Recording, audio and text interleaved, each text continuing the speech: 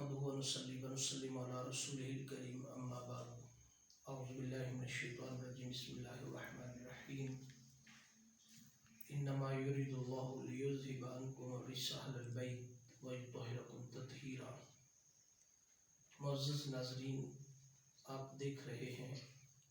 MAH official YouTube channel. معزز ناظرین محترم، قرآن مجید فرقان حمید کی جو آیت مبارکہ میں نے آپ کے سامنے تلاوت کی، اس کے اندر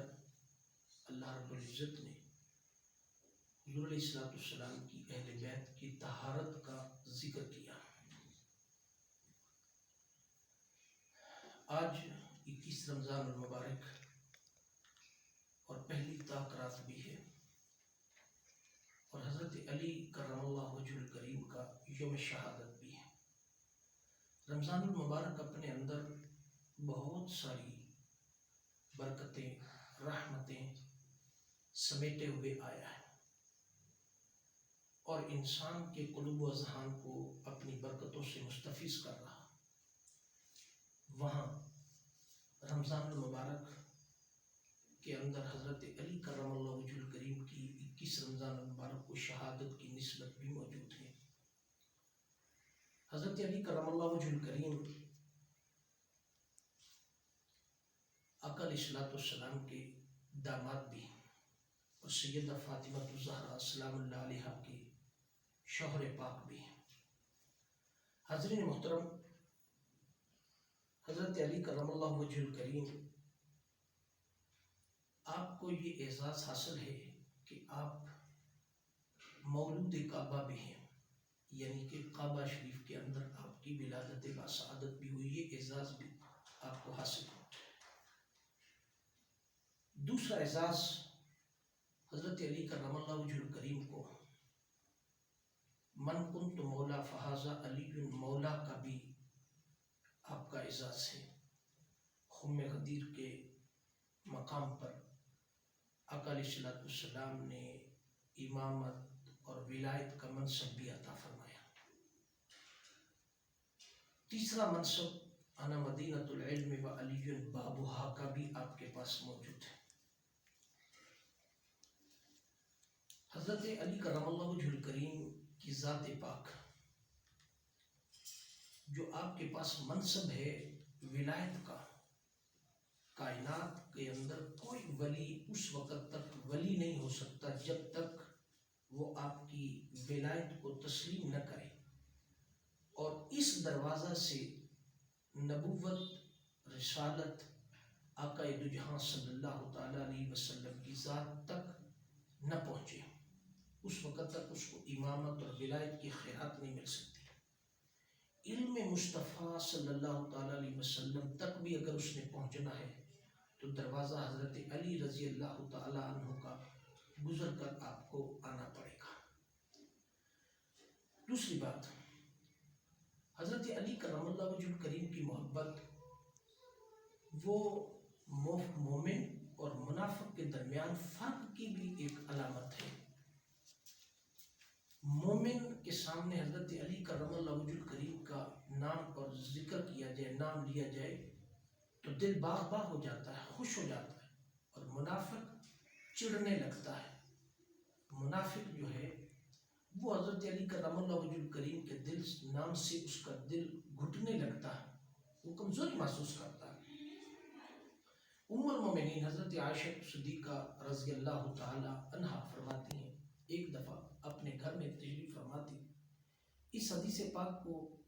شیخ الاسلام ڈاکٹر محمد طاہر القادری مدظ اللہ العالی نے اپنی کتاب نور الابصار فی بذکر النبی المختار کے اندر بھی بیان فرمایا، اور المستدرک نے بھی بیان فرمایا، اور دیگر احادیث کتب کے اندر بھی موجود ہے کہ ام المومنین حضرت عائشہ صدیقہ رضی اللہ تعالیٰ عنہ اپنے والد گرامی حضرت سیدنا صدیق اکبر رضی اللہ تعالیٰ عنہ کے ساتھ موجود تھی گھر میں، تو دو ہی موجود تھے، تیسرا کوئی نہیں موجود تھا۔ سیدنا حضرت عائشہ صدیقہ رضی اللہ تعالیٰ عنہ نے اپنے والد محترم سے سوال کیا کہ جب سرکار مدینہ صلی اللہ تعالیٰ علیہ وسلم کبھی کبھار مجلس میں موجود نہیں ہوتے تو آپ صحابہ سب موجود ہوتے ہیں جن میں حضرت علی کرم اللہ وجہ الکریم بھی موجود ہوتے ہیں، تو ابا جان آپ ان کی چہرے کو ٹک ٹکی باندھ کر کے دیکھتے ہیں، اس کی کیا وجہ؟ تو سیدنا صدیق اکبر رضی اللہ تعالیٰ عنہ نے فرمایا کہ اے عائشہ، میں علی کے چہرے کو اس لیے تکتا ہوں ٹک ٹکی باندھ کر کہ میں نے زبان مصطفیٰ صلی اللہ تعالیٰ علیہ وسلم سے سنا ہے کہ علی کے چہرے کو تکنا بھی عین عبادت ہے۔ ناظرین محترم، ماں ہوتی ہے، ماں کو اولاد کا خیال بھی آیا، تو حضرت ام المومنین حضرت عائشہ صدیقہ رضی اللہ تعالیٰ عنہا نے ہم جیسے گناہ گاروں کی بات بھی کہی۔ فرمایا ابا جان،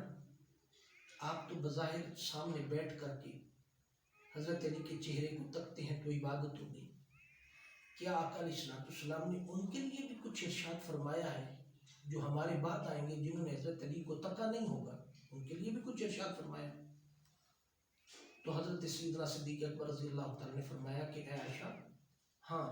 آقا علیہ السلام کی زبان مصطفیٰ سے سنا کہ آپ نے فرمایا جو علی کا ذکر بھی کرے گا، نام بھی لے گا، فرمایا وہ بھی عین عبادت میں ہوگا۔ سو یہ جو حضرت علی کرم اللہ وجہ الکریم کی مناقب ہے، حضرت علی کرم اللہ وجہ الکریم کی جو شخصیت ہے، جو مختلف صحابہ کرام نے، آقا علیہ السلام کی ذات گرامی نے، ائمہ مفسرین محدثین نے جو کچھ بیان فرمایا، اس پر ہمارا ایمان ہے۔ میں صرف اس پر ایک پیغام ناظرین تک پہنچانا چاہتا ہوں، وہ یہ: ہمارا مزاج بن چکا ہے شومِ بدقسمتی کہ ہم ہر یوم پر، چاہے وہ یوم اہل بیت اطہار کا ہو، چاہے حضرت علی کرم اللہ وجہ الکریم کا ہو، چاہے صحابہ کرام خلفۂ راشدین کا ہو، چاہے اولیاء کرام کے آراس کے ایام ہوں، کچھ بھی ہو، ہمارا مزاج بن گیا ہے کہ ہم اس کے نیگیٹو پہلوؤں کو دیکھتے ہیں، ان میں سے ہم ایسے پہلوؤں کو تلاش کرتے ہیں جن سے عوام کے اندر ایک شور اور ہنگامہ بپا ہو، اور ایک ایسی باتوں کو چھیڑتے ہیں جن کا عوام کے ساتھ کوئی تعلق نہیں ہوتا، صرف صاحبان علم تک بات ہوتی، اس کو ہم آج کل سوشل میڈیا کے ذریعے لوگوں تک لے آتے ہیں، جس سے ہمیں نقصان ہوتا۔ ہمیں پہلو نیگیٹو نہیں دیکھنے، ہم نے پازیٹو پہلوؤں کو دیکھ کر کے ہم نے اپنی عقیدت اور محبت کا اظہار کرنا۔ ہم امت ہیں، ہمارے لیے پیغام کیا ہے؟ ہم در والوں کے بھی غلام ہیں اور ہم گھر والوں کے بھی غلام ہیں، گھر والے حضور کی اہل بیت اطہار اور در والے حضور علیہ السلام کی صحابہ ہیں، ہم دونوں کے غلام ہیں۔ لہٰذا جب گھر والوں کی بات ہو تو گھر والوں کی مناقب اور گھر والوں کے ساتھ عقیدت اور محبت ایمان کا حصہ ہے، جب در والوں کی بات ہو تو صحابہ کی بات کو کسی نے منع نہیں کیا، مگر صحابہ اور اہل بیت اطہار کے درمیان کوئی اختلاف اور کوئی ایسا ایشو نہیں تھا، بلکہ محبت کا رشتہ تھا۔ حضرت علی کرم اللہ وجہ الکریم اور چاروں خلفائے راشدین کے درمیان محبت، مودت اور عقیدت کا رشتہ تھا۔ کیوں رشتہ تھا؟ اس لیے کہ صحابہ کو بھی معلوم تھا کہ انما یرید اللہ لیذھب عنکم الرجس اہل البیت ویطہرکم تطہیرا، جن کی طہارت کی قسمیں اللہ رب العزت نے قرآن پاک میں کھائی، جن اہل بیت کے متعلق آقا علیہ السلام نے فرمایا جو علی سے بغض رکھے گا وہ مجھ سے بغض رکھے گا، جو اہل بیت سے بغض رکھے گا وہ مجھ سے بغض رکھے گا، جو مجھ سے بغض رکھے گا وہ اللہ سے بغض رکھے گا۔ تو آقا علیہ السلام کے یہ فرامین صحابہ کو بھی معلوم تھے، اور صحابہ کی کیسے جرت ہو سکتی ہے کہ جو وارثان جنت ہیں، حضور کی آل وارثان جنت ہیں، سیدہ شباب اہل الجنہ بھی کہا، حسن حسین کو وارث جنت بھی کہا، سیدہ فاطمہ الزہرا سلام اللہ علیہا کو بھی وارث جنت کہا۔ جو وارثان جنت ہیں ان کو چھوڑ کر صحابہ کبھی یہ ایسے بات نہیں کر سکتے تھے کہ اہل بیت اطہار کے درمیان کوئی اختلاف کی بنیاد رکھ کر کے اور اپنے ایمان کو خراب کر سکے، معاذ اللہ ایسی کوئی بات نہیں تھی۔ صحابہ کے درمیان کوئی اختلاف نہیں تھا، محبت تھی، پیار تھا،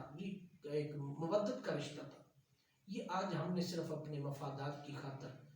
گروہوں اور ٹولیوں کے اندر امت کو تقسیم کر دیا، مسلکوں کے اندر تقسیم کر دیا، جس وجہ سے نتیجہ یہ نکلا کہ کچھ لوگ صحابہ کرام سے محبت کرنے لگ گئے اور اہل بیت کو چھوڑ دیا، کچھ نے اہل بیت سے محبت کی اور صحابہ کو چھوڑ دیا. نہیں، امت کے لیے دونوں کی پیروی کرنا ضروری. اور آخر پہ میں پیغام یہ عرض کرنا چاہتا ہوں، وہ یہ کہ آج ہم اس دور کے اندر امت کو اکٹھا کرنے کی ضرورت ہے. یہ کردار تحریک منہاج القرآن نے بڑے احسن طریقے کے ساتھ پورا کیا. شیخ الاسلام ڈاکٹر محمد طاہر القادری کی تعلیمات، ان تحریک کی بنیادی جو عقائد ہیں، ان عقائد کا یہ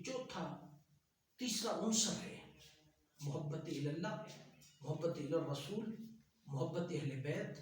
محبت صحابہ اور محبت اولیاء کرام. یہ تحریک منہاج القرآن کا درہ امتیاز ہے.